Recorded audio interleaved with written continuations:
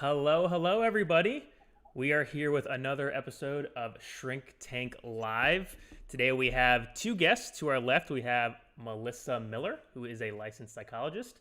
And we also have Elise Howell with all the letters behind her name, and she is also a mental health professional. And today we will be discussing how certain mental health conditions thrive in isolation. So they'll be talking about things from disordered eating to addiction, anxiety, depression, and essentially how to cope with all of this while living in isolation. Does that sound right, ladies? Yes, that is what we're here to talk about today. And Melissa, it's so good to see you. Oh, it's so good to see your face. The last time I was on the live show in person, it was with you. And so, really happy to be back and talking about something so important today, these mental health conditions that could be exacerbated being in isolation, and that we are not, life is not on pause. We are still struggling. And just want to offer some insight on why struggles might be harder right now and what you can do, where you can go for support and help, and just encourage you to take care of yourself right now. Um, so, thank you for being with us here today for all who are listening. So, Melissa, how is quarantine going for you? It depends on the minute. Yeah.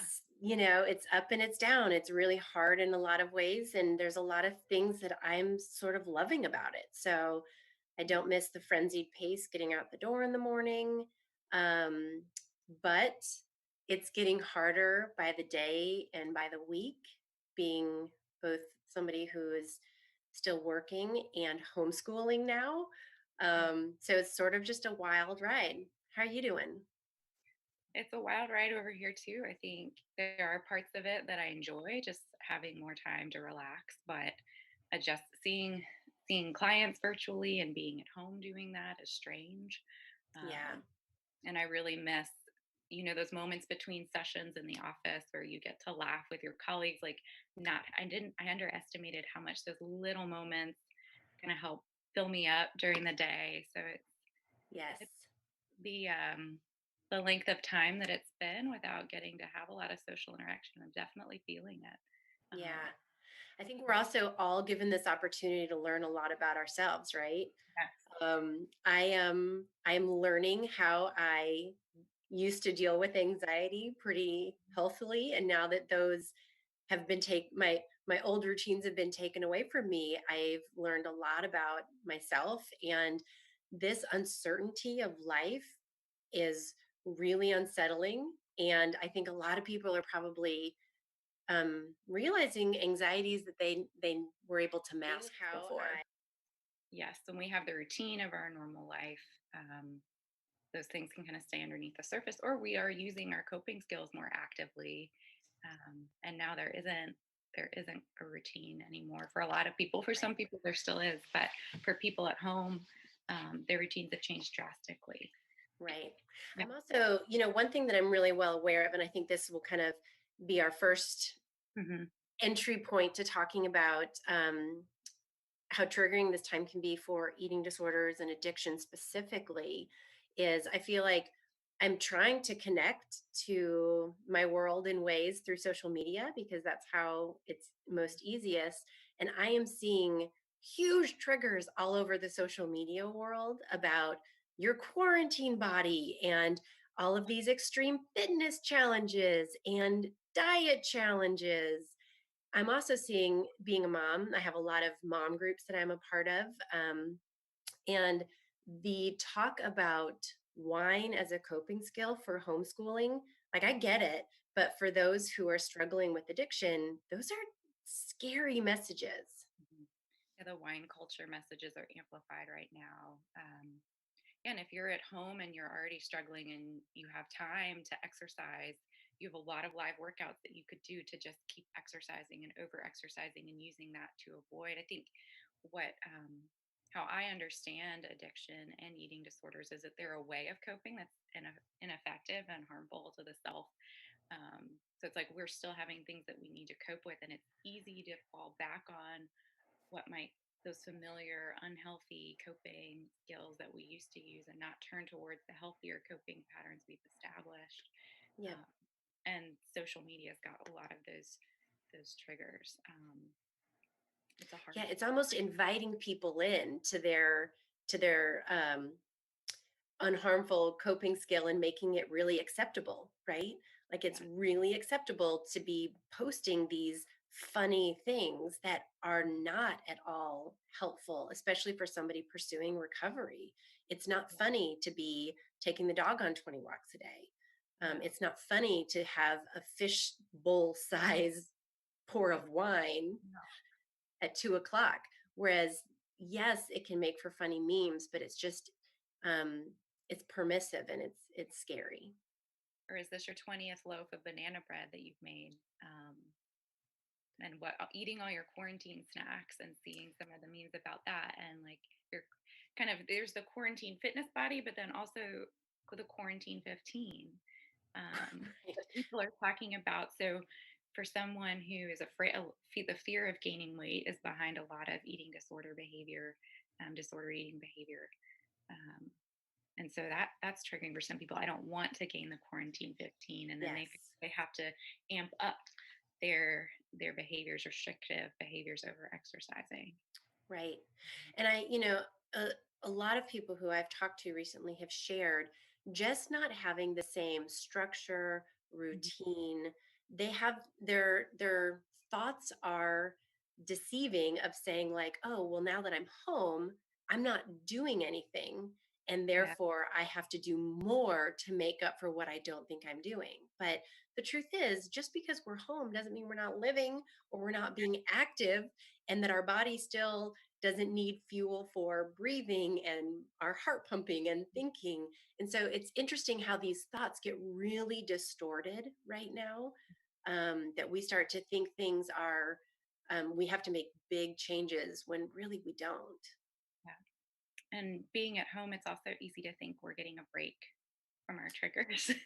It could be tricked. You could be tricked into that way of thinking of it's a free for all, and I can do whatever I want. And while we need to be compassionate with ourselves, you don't need to be um, performing your best right now. This is hard. That also isn't permission to, eat a bag of peanut M&Ms or drink the bottle of wine. Uh, Right. and I think for me, so early on in quarantine, I was realizing, I don't like having to sit with some of my emotions and not have anywhere to go. And I was sitting on the couch and I was like, I could watch. I've started watching through all the Marvel movies. That's been one of my little ways to entertain myself. I was like, well, I could watch another movie tonight, but there was something I was ignoring that I needed to address. Um, and and so we could keep finding distractions and ways to avoid, or this could be an opportunity to face those things, to think about what is this thing that I'm feeling, and these things I've been avoiding, and these tough conversations that I need to have that I'm not having. um, we don't have anywhere to go right now. Right. But you could see that as an opportunity or something that's really scary. um, and I don't know if you felt that at all. For sure. It's kind of that double-edged sword.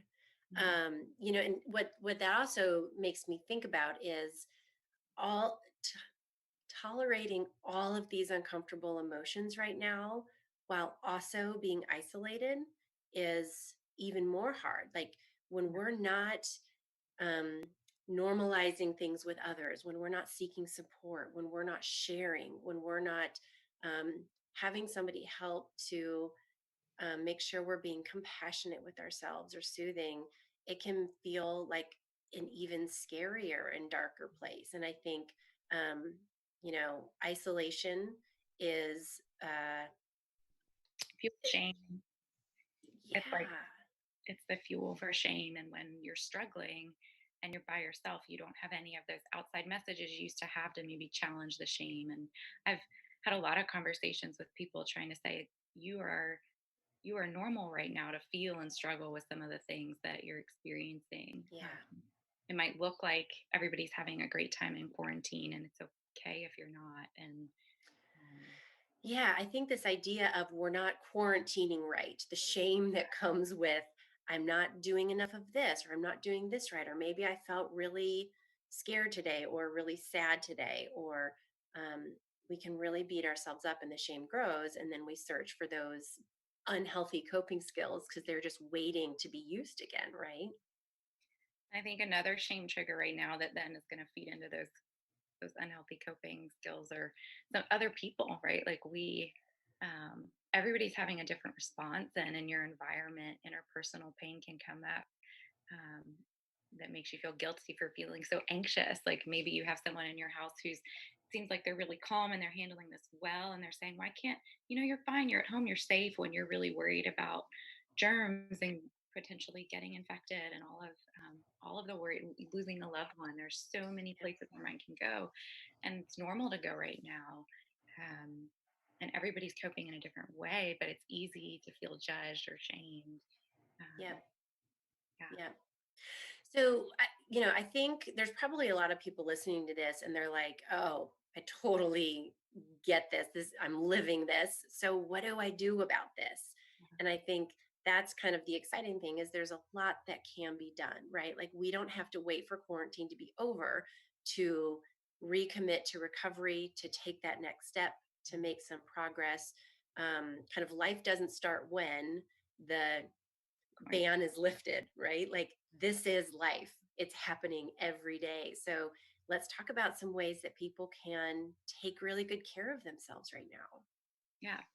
Well, and so for me, I kind of break it up into two parts in my head. The first part is tolerating discomfort, um, learning how to observe discomfort without acting on it, knowing, all right, this is an emotion and I'm feeling it and it's strong, but it will pass, and I'm going to be okay if I don't go reach for the bottle of wine. I think that's where when we feel intense emotions, we're afraid that they're not going to end, that we might get stuck there. But I think get trusting that you can tolerate that discomfort, you're bigger than the emotion. So skills to tolerate discomfort, but then also doing the next right thing. Then just I think it feels overwhelming when we say, I need to lay out this whole plan for how I'm going to turn this around. Right. Um, and just wrapping our head around this entire situation is somewhat surreal and overwhelming. But so just focusing on what's the next right thing. Is it to call a friend and tell them I've been struggling? Is it to throw away the liquor that doesn't need to be in my house right now when I'm stuck at home? And so I know there's a lot more that we could talk about in those two areas. That's kind of how Yeah. I've been laying it out. I love it. When it comes to kind of not needing to act on our feelings and to escape how we're feeling, to kind of scratch that itch. I once knew someone, and I loved this so much. When she put her hands together, she had a tattoo that spelled out hope when she put it together, and what that stood for was hold on, pain ends. And I just think people are talking about a lot of hope right now, and to use that as a distress tolerance motto, mantra of, okay, I don't need to escape today. This is going to end. How can I just hold on and wait? Just wait until it's not as intense. And then what's that next right thing, right? I love that. That hold on, pain ends. I'm going to remember that. It just it's a whole new meaning to hope that it's powerful. One skill that I love to use with clients is the wave skill of seeing our emotions as a wave, like this ebb and flow where it's going to rise and crest, but then it'll calm down again, and then kind of like flow back into the ocean, and just Yeah. knowing your emotions keep moving if you're really watching them, paying attention to them. Um, I think of kind of approaching your emotions and discomfort with a lot of non-judgment and self-compassion, um, of saying this isn't good or bad. This is simply a moment in time, and self-compassion of it's okay, you're struggling. We've already talked about this. Like you don't have to be quarantining, right? Um, all the voices that might beat yourself. Self-compassion. Yeah, self-compassion is so crucial right now because I feel like it's so easy when we're by ourselves and we're struggling to then beat ourselves up for how we're struggling. And really, what we need, both from our support community and ourselves, is to say, this time is hard right now. It's okay to be struggling. It is human to struggle. I'm not giving up on myself, though. Compassion doesn't mean that you're allowing anything to happen. It's just saying it's okay that it's hard Yeah. and we can do this. And usually, when we approach ourselves with compassion, that's more effective than beating ourselves up. I think sometimes we're afraid to let go of that negative coaching that we do. So Right. if I'm not hard on myself, then I won't make a change. I think what we as mental health professionals know to be true is we've done this work and worked with our clients is that when we're actually kinder to ourselves, we approach the work with a lot more just joy and fullness, and we're not like And stepping on our own feet. there can be so much more growth that Yeah. comes with compassion as opposed to we have to really wrestle hard for growth when we're struggling with negative energy. If anyone out there has not read Kristen Neff's book, The Art of Self Compassion, it is all founded in research that shows this is actually the most uplifting, forward moving stance to take, and it's really cool to read the research behind it. So Kristen Neff also has a website that has a lot of great information. So for people struggling with self compassion out there, highly recommend. Her last name is Neff. Yes, her website's got meditations explain what self-compassion is. And self-compassion is also there's a piece of it, the common humanity. It's also a way to increase your sense of connection right now. That this you are part. This isn't just what you're feeling isn't only It's unique. not unique to you. So many people are struggling, and if you think you're the only one who's having a hard time, um, it's a good practice of stepping back and remembering I'm human and this is part of a common experience. I'm not alone. Which social support I think is really important right now, and if Yeah. especially for if you're struggling with addiction, there are virtual support. There are virtual AA meetings. I know Laura McCowan's a sobriety advocate that I follow. She's offering free meetings right now, and there might be meetings in your community, national meetings, but also community meetings. Eating dis- Go ahead. Yeah, same thing with the eating disorder world. I am really amazed and so thankful for all of these different eating disorder resource centers, whether they be treatment centers or research based or advocacy based, offering so much online support, online resources, different groups.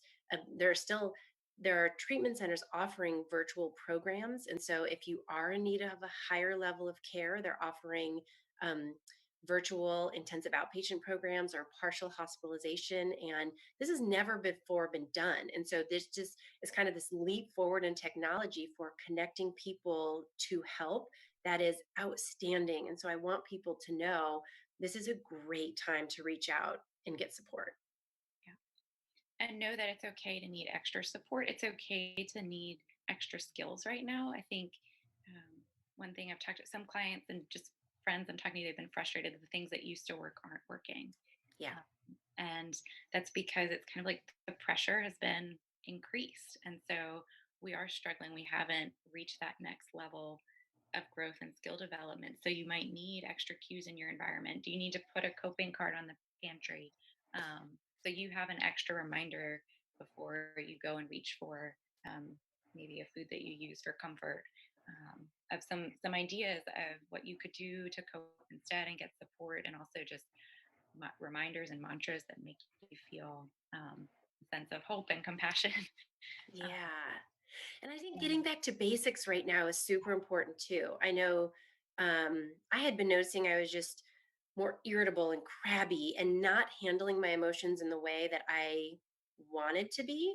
And when I really stepped back and looked at it, I had gotten rid of so many of the basics that kept me grounded and steady. I was staying up later, I was sleeping in later. And one of my big things as a working mom is I like to get up before anyone else and the house is quiet. And that is my time to meditate and get centered for the day. And that helps me with my emotions throughout the whole day. And that all went out the window as soon as quarantine started because we're watching family movies late at night. You know, it was sort of like vacation time, but it's not vacation. Like my kids are still in school. I'm still working. This is not a vacation. This is life. And so when I really had to step back and say, what if what has slid off my plate that was so important? I also wasn't drinking enough water. You know, all these simple things when we think about sleep and movement and routines and meditation.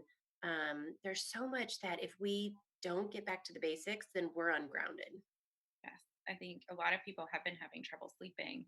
Um, I think that during this time, right, there's a perceived threat in our environment, a very real threat, and so the the sympathetic nervous system, which is our fight or flight, is definitely being triggered more, and so it's harder to sleep and rest and relax. And, we sense a threat, um, so it's and I think though we're at home, so we feel safe, but maybe our bodies aren't as relaxed, and just that's going to increase anxiety right now, and anxiety might lead to that's a big part of co-occurring with addiction and eating disorders, and um, yeah, so there's if we're not mindful of the things that help regulate our nervous system, like meditating and sleeping and fueling the body, it's very easy for the wheels to start to come off. Um, Right. yeah. Right. I think there's also a really important piece about, you know, number one, acknowledging the reality of the situation and the reality of how we're experiencing the situation. But then, especially if we're at home with others or our support system, we need to be communicating with people around how we're feeling. Good communication. I feel like I know people are trapped. Um, it's easy for tensions to be high at home, for it to feel like a pressure cooker. There might be a lot of arguing and bickering, but we kind of need a timeout to talk about why this is happening and so that we can learn how to care well for each other too. Yes, and share how you're feeling rather than holding it in, because that's just gonna and you don't wanna explode.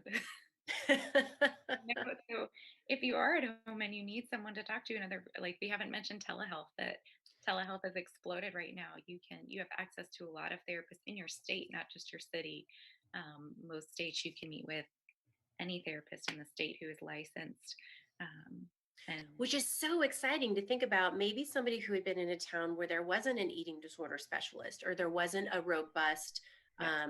addiction community. You can be reaching out statewide to find experts and then do video sessions. And Elise, I know we're both doing video sessions exclusively now. How do you think it's going? I think it's going well. It's certainly an adjustment, and I think the first time you do a session with a client who's never done it before, there's a couple minutes where it's strange, but I still find we're able to get into it, and we have a relationship, and we're by the end of the session, we've had a conversation just like we were in the office, and I miss seeing people in person. That's absolutely um, something I love about working with people, but I've just been excited to see that we can still keep getting good work done and connecting in this way. How's it been going for you? Yeah, I'm pleasantly surprised too. It's a close second. And I'm the same. I really miss that in person connection. But I do find that as the weeks are going on, it is feeling more and more comfortable and normal. And I think people are finding ways to make sure that they're feeling comfortable at home doing this. And so I'm seeing progress. And it's exciting to know that it really is a fantastic option. Yeah. And I think clients are enjoying having a consistency, like that there's some normalcy to it. We're checking in over the weeks just like we did before. And that can be grounding. And so if you are looking for that support, something to ground right now, please reach out. Um, and I'm sure we can throw some resources out there with this video. Yeah. Yeah. I want the big takeaway to be that life is happening. Mhm. We don't need to wait until life gets back to the old normal to start living well again or to start recommitting to what's important. That we don't need to stay in a free fall. Life doesn't begin when life is now. Life is happening, and I hope that can be a really encouraging cry for people out there to say, like, okay, no matter what has happened right now, I can make the next right choice. I can decide what I need to start making progress again and working towards what's so important for my well being. Yeah. And I think with that, acknowledging that this is hard and it's hard to sit with our discomfort, um, and that there's an opportunity though to face it and not run from it, and that um, just to encourage you to seek support if you do need it in that process. It is sort of exciting to think about, like, if you can, like, this is an opportunity for growth. And imagine if, you know, imagine the skills you can build, because this is hard. This is Yeah. really hard. And it's a great opportunity for growth. And so we're excited for everybody um, to find that hope, Yeah. and hopefully find the way forward. Yeah. What are you what are you looking forward to when when lockdown's over? Talking about hope. What gives you hope right now? Oh gosh. I am very excited to just be with friends and family again. And I'm excited to go eat at restaurants and feel the energy of the world. Like, I just miss the energy of interacting with people. So that's what I am most excited about. How about you? Very similar. Definitely being with people, um, and being able just to move about, be outside. I know I'm outside a lot now walking, but just being outside of my home, being with Yes. people, really look forward to that and knowing that it will come, that we will get through this and this will pass. Um, and that is the kind of the work of trusting the emotions in the present moment, but also just this greater situation will pass, and learning to tolerate the uncertainty and find things to hope in, to trust in, and stay connected. Yeah. Well, hopefully that will be sooner than later. Yes. And I'm glad everyone joined us today. I hope that this was helpful. And if you have any questions, let us know. And we hope you all have a fantastic Friday. Yes. Enjoy your quarantine weekend. You too.